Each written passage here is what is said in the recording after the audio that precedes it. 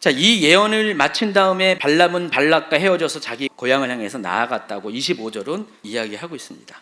자, 그런데 여러분 상식적으로 생각해 보세요. 이스라엘을 저주하는 자기 자신의 요구와는 반대로 이스라엘을 축복하고 오히려 모압을 저주한, 마지막에는 모압에게 예언을 했잖아요. 근데 결국은 이스라엘에게 모압이 망할 것이다, 그 얘기를 하고 있잖아요. 만약에 여러분이 발락이라면은 이 얘기를 들으면 어떻게 했습니까? 앞에 이스라엘과 관련된 이야기는 어쩔 수 없다 할지라도 이제는 오히려 거꾸로 자기 민족을 저주하는 이 발람의 이야기를 들을 때 어떻게 할까요, 여러분? 발락 입장이면 가만히 있을까요? 고이 살려보낼 수가 없을 것 같아요. 예, 여러분이 발락 입장이면은 이 인간을 보내면 큰일 나겠다, 살려보낼 수 없을 것 같아요. 어떤 형태로도 위협을 가했을 것 같습니다. 민수기에는요, 이 두 사람 사이에 구체적으로 그것에 관련돼서 무슨 이야기가 나누었는지는 언급을 하지 않습니다. 그런데 이어지는 민수기 25장에 보면은요, 곧바로 이스라엘 민족이 모압 여인과 음행하고 그 결과 그들의 영향을 받아서 바알에게 절을 하고 어쩔 수 없이 하나님께서 그 사건 때문에 이스라엘 민족을 징벌하는 사건이 벌어집니다. 다시 말해서 하나님으로 하여금 발락이 원했던 이스라엘을 저주하는 행동을 하게끔 그 일이 진행이 됐다는 것입니다. 근데 그 일 사이에 어떤 일이 있었냐? 다른 성경을 보니까, 민수기 또 아까 31장 보고 다른 성경을 쭉 보니까 어떤 거예요? 발람과 발락이 헤어진 것으로 끝난 것이 아니라는 사실입니다. 헤어지기 전에 발락을 위해서 했던 일이 있는데 바로 그와 같은 계략을 알려준 겁니다. 아마 발람은 발락이 위협을 가했을 거예요.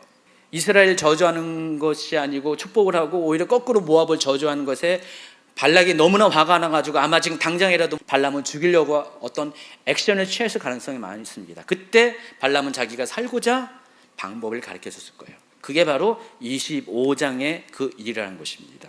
다른 성경에 보면은 그게 거의 확실하다는 겁니다. 정확하게 발람이 발락에게 협박을 당했다는 이야기는 비록 없다 할지라도 이와 같은 술수를 가르쳐준 이유는 발람이 그와 같은 위협을 받을 가능성이 많이 있습니다. 그 결과 민수기 25장에 보면은 발람의 꾀를 따라서 발락이 던진 함정에 이스라엘이 빠집니다. 그리고 이스라엘 백성이 바알을 숭배하는 사건이 발생합니다. 발람은 자신의 입으로 이스라엘을 저주할 수 없어요. 하나님이 강권적으로 오히려 이스라엘을 축복하게 합니다. 그러나 그에겐 한 가지 방법이 있습니다.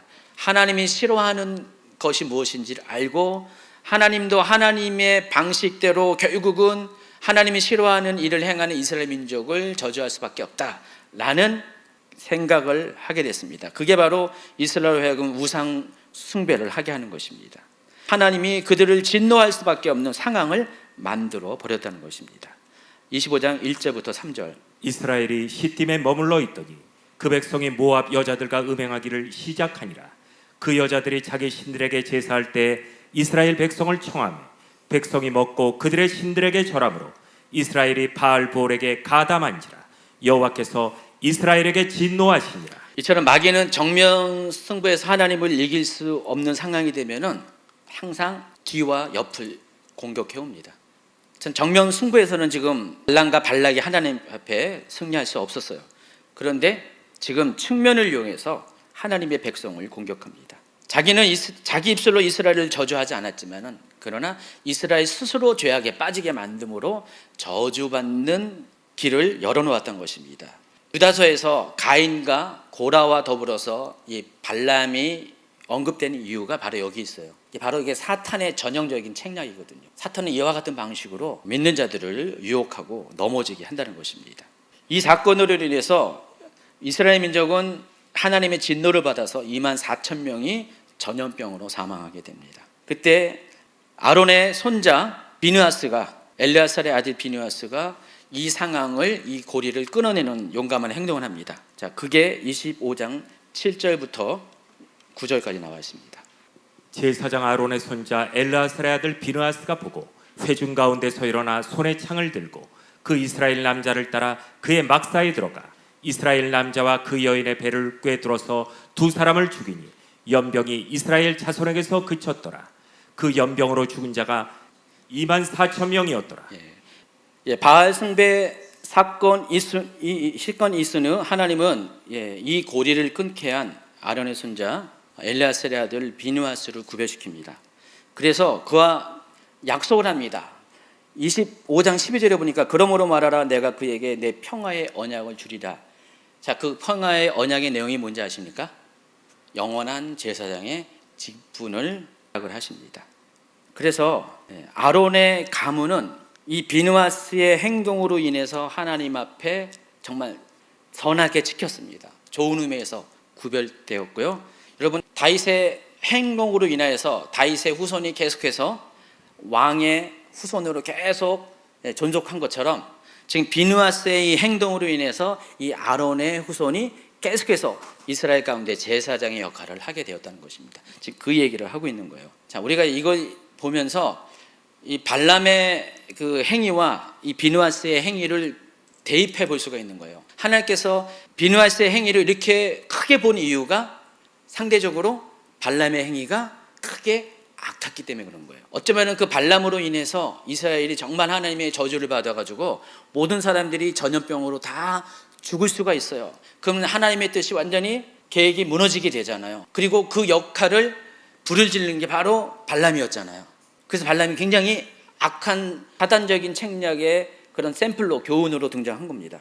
근데 그 일을 끄는 이 비느하스의 행동이야말로 바로 사단과의 싸움에서 사단의 그 계략을 물리친 아주 높은 업적을 하나님 앞에 올린 거기 때문에 하나님께서는 이 비느하스를 통해서 아론의 제사장적 권위를 끝까지 이어주겠다고 약속을 하신 것입니다.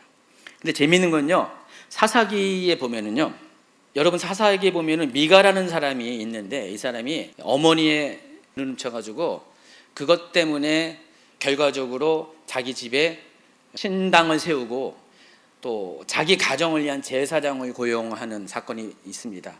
근데 그 제사장을 단 지파가 위쪽으로 올라갈 때, 북쪽으로 올라갈 때 그 제사장을 데리고 와가지고 단 지파의 왕국을 세운 다음에 왕국이라보다도 자기의 저기를 세운 다음에 그 사람을 단지파를 위한 제사장으로 삼는 장면이 나와요. 사사기 17, 18장에 보면 나오는데 그때 젊은 제사장의 이름이 요나단인데 그 요나단이 누구의 손자인지 아세요? 모세의 손자예요. 여기 보세요.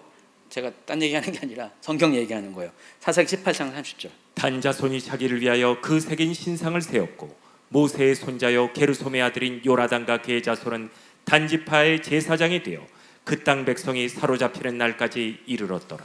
비느하스랑 학렬이 같아요. 육춘지간이 되겠네요. 동시대 사람이에요. 비느하스는 아론의 손자, 그리고 요나단은 모세의 손자인데, 여러분 비느하스는 하나님 앞에 이렇게 귀하게 사용하는데 요나단은 어떻게 돼요? 하나님이 아론의 후손으로 제사장 언약을 맺었는데 모세의 손자인 이 요나단은 아론의 그 후계가 아니잖아요. 근데 자기가 제사장이 돼가지고 단지파가 잘못된 길을 가는 그 길을 앞장서서 역할하는 제사장이 돼버립니다. 그냥 똑같은 같은 학렬의 사람인데도 이와 같은 다른 길을 걷게 됩니다. 놀라운 사실인 것 같아요.